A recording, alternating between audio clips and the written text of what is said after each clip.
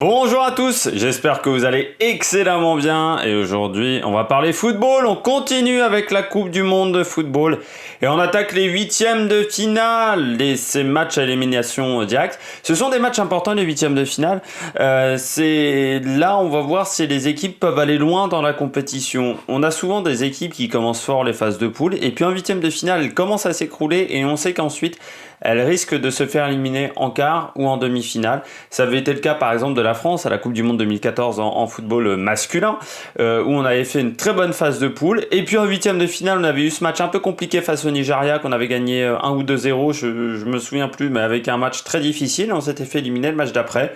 Et à l'inverse, la France en 2018 n'avait pas vraiment fait une grande phase de poule. Et puis en huitième de finale, on avait fait un sacré match face à l'Argentine qui nous avait lancé jusqu'à la fin de cette compétition. Donc voilà, les huitièmes, c'est toujours un match important, le premier match à élimination directe d'une compétition, parce que ça va nous donner la tendance pour les matchs à venir. Et donc hier, on avait Allemagne-Nigeria, l'Allemagne qui avait fini première du groupe B face au Nigeria qui avait fini troisième du groupe C, victoire 3-0 de l'Allemagne. But de Pop à la 20e minute, Debritz à la 27e sur penalty, puis Léa Schuller à la 82e. Bon, pas de suspense, match à sens unique. Les Allemandes sont solides, mais pas très impressionnantes depuis le début de la compétition. Solides parce qu'on avait vu... Elles s'en sont très bien sorties quand même dans leur groupe de qualification, dans leur phase de poule, même si ça n'avait été pas forcément facile face à la Chine en deuxième mi-temps, mais les Chinoises n'avaient jamais réussi à profiter des petites erreurs défensives des Allemandes. Face à l'Espagne, pareil, les Espagnols avaient énormément poussé en deuxième mi-temps, mais elles n'avaient pas réussi à marquer face aux Allemandes. Puis leur troisième match aussi avait été plutôt tranquille. Là, du côté de l'Allemagne, elles n'ont pas encore été gênées dans ce match. Pour le moment, c'était un premier match tranquille, c'était quasiment l'un des matchs les plus déséquilibrés, hein. Il y aura également Angleterre-Cameroun, mais Allemagne-Nigeria, l'affiche était très déséquilibrée, avec un Nigeria qui avait eu du mal quand même à se qualifier en n'ayant pas fait un très grand match, deux premiers grands matchs excellents, et puis en ayant fait un troisième match un peu meilleur face à l'équipe de France. Même le match face à la Corée du Sud n'était pas non plus exempt de tout reproche. L'Allemagne, elle avait plutôt fait des matchs solides, même si, encore une fois, les journalistes allemands même se plaignent que cette équipe soit pas très impressionnante, pas très sympa à regarder. Mais bon, la France n'était pas non plus très sympa à regarder à la Coupe du Monde 2018 pendant très longtemps. Le Nigeria, les lacunes qu'on avait vues lors du premier match, eh bien, elles sont restées pendant toute la compétition. Les lacunes défensives, une défense qui n'est pas très bien organisée, qui n'est pas très bien en place, eh bien là on l'a revu, par exemple sur le but de Schuller. À elle seule, elle transperce entièrement la défense. Transperce 3 ou 4 joueuses à elle seule, c'est pas normal à ce niveau-là de compétition. Donc voilà, une équipe du Nigeria qui a manqué en termes de défense. Donc le bilan du Nigeria, parce que le Nigeria est éliminé, on peut faire le bilan de l'équipe éliminée. Une victoire simplement dans la compétition. Alors certes, l'objectif est rempli, je pense que l'objectif c'était les huitièmes de finale, mais quand même une seule victoire, une défaite assez sévère face à la Norvège, et puis une défaite également là, assez importante face à l'Allemagne 3-0 également, une défaite moins importante face à l'équipe de France, donc bilan qui est quand même, je dirais, c'est la déception qui prime du côté du Nigeria. On a du mal à passer ce cap de équipe qui va aller passer les phases de poule à équipe qui peut accéder au quart, voire aux demi-finales. Pour l'instant, c'est vrai que les équipes africaines en football féminin, elles n'arrivent pas à passer ce cap-là. Peut-être aussi qu'il y a un manque de moyens. De toute façon, il y a un manque de moyens dans le football africain depuis des années, mais également dans le football féminin, bien entendu, mais également chez les garçons, du côté du foot africain. Mais c'est la déception pour moi qui prime avec une seule victoire et puis surtout 2 grosses défaites. On aurait pu s'attendre à mieux du côté du Nigeria. Les top et flop du côté de l'Allemagne. Ce que j'ai aimé, le réalisme allemand. Les Allemandes qui... Alors, on va me dire, il y a peu de tirs cadrés par rapport au nombre de tirs. Ça y est, il y a 13 tirs, 4 cadrés, ça fait quand même 1 sur 3 cadrés. Mais le réalisme, c'est surtout que sur les tirs cadrés, il y en a 4 et elles marquent 3 buts. À chaque fois qu'elles ont eu des occasions dangereuses, elles les ont converties les Allemandes. C'est ça depuis le début de la compétition. Elles n'ont pas 150 tirs cadrés, mais alors le nombre de tirs cadrés par rapport au nombre de buts, il est assez intéressant de ce côté-là, parce qu'elles sont ultra réalistes. C'est-à-dire dès qu'elles ont une occasion dangereuse, pam, elles marquent. Et ça c'est important, et ça sera important de plus en plus dans la suite de la compétition, parce que plus les adversaires vont être importants, et je rappelle que l'Allemagne va jouer soit la Suède, soit le Canada, ce qui est une grosse équipe, ça sera un gros quart de finale pour les Allemandes, eh bien plus vous allez monter, moins vous aurez d'occasions, donc plus il faut convertir vos occasions dangereuses. Eh bien c'est ce que font les Allemandes, et c'est très bien. La maîtrise du ballon du côté des Allemandes, bon voilà, encore 70% de possession de balle. Pendant toute la Coupe du Monde, elles ont eu beaucoup de ballons, sauf face à l'Espagne, où elles avaient été dominées, mais elles arrivent à avoir une maîtrise du match, une maîtrise elles arrivent à gérer leur temps faible, je trouve, de manière excellente. C'est-à-dire que leur temps faible, ça transparaît peu dans les matchs, peut-être un peu plus face à l'Espagne, mais dans la plupart des matchs, on n'a pas vu quand elles avaient vraiment des temps faibles. Et les temps forts, ça se voit tout de suite parce qu'elles les convertissent. Là encore, les temps forts. Donc voilà, elles ont une maîtrise du match, une maîtrise du ballon, qui je trouve est très très bonne. Monte en puissance. Cette Allemagne-là monte en puissance. Le premier match avait été pas exceptionnel face à la Chine. Le deuxième match était également compliqué face à l'Espagne, où elles avaient marqué un petit peu contre le cours du jeu, où elles avaient été dominées toute la deuxième mi-temps. Mais les Espagnols n'avaient pas réussi à convertir leurs occasions. Ça, c'est déjà leur troisième match était déjà plus intéressant face à l'Afrique du Sud, victoire 4-1, je crois me rappeler, face à l'Afrique du Sud, ou 4-0, je ne sais plus, avec une domination des Allemandes totale dans tous les secteurs du jeu. Bien là, face au Nigeria, encore une grosse domination, 3-0.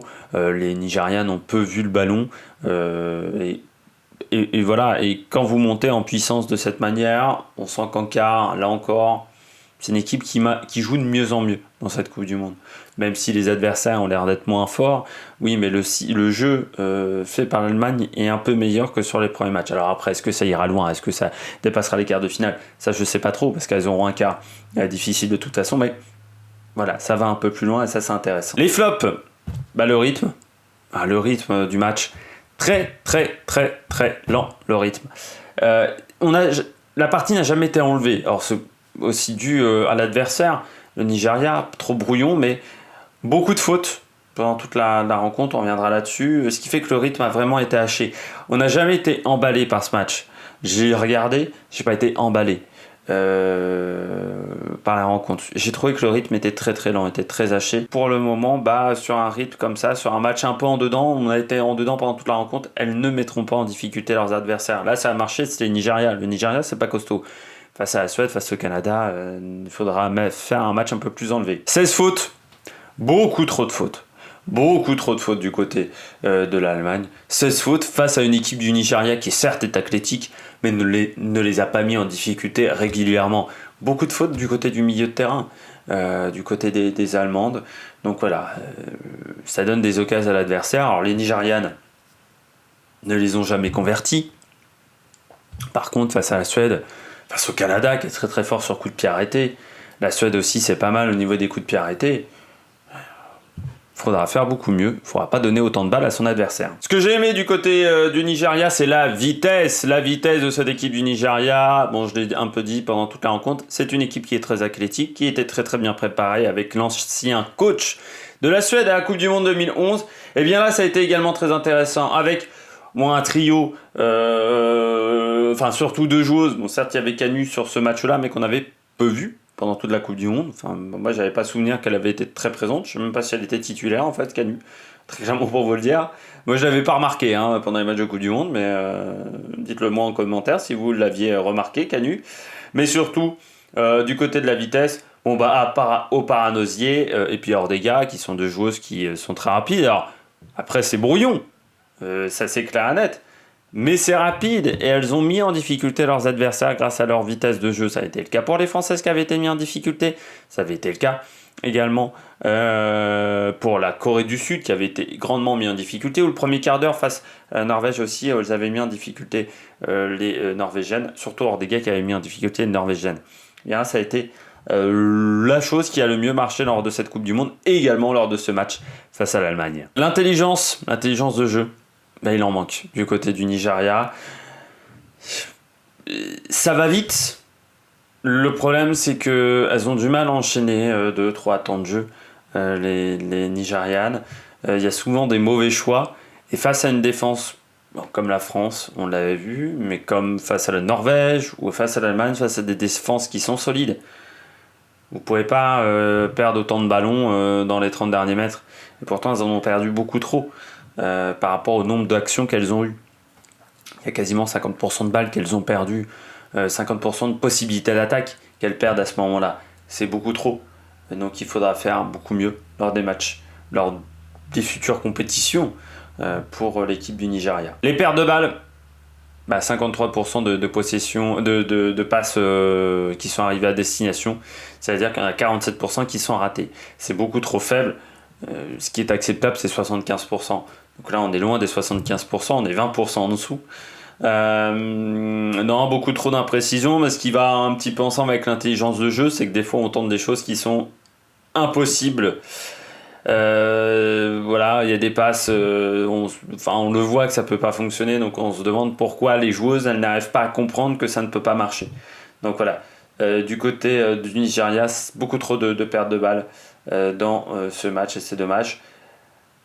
Il faudra faire mieux du côté du Nigeria. Les joueuses, top joueuses pour moi de ce match, des Brits, décisives dans les rencontres. Depuis le début de cette Coupe du Monde, je crois que c'est elle qui marque le but face à l'Espagne. Mais voilà, elle a été décisive, elle a sauvé son équipe à plusieurs reprises d'un match nul. Elle est importante dans le dispositif offensif parce que c'est là où partent souvent les actions dangereuses. C'est deux des Brits. Donc voilà, c'est une joueuse importante et elle a fait un bon match.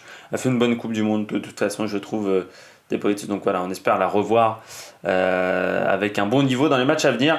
Et puis, ma déception du match, c'est du côté du Nigeria, c'est Ordega. Elle représente bien les manquements offensifs du Nigeria, le manque d'intelligence, le manque de lucidité dans la dernière passe.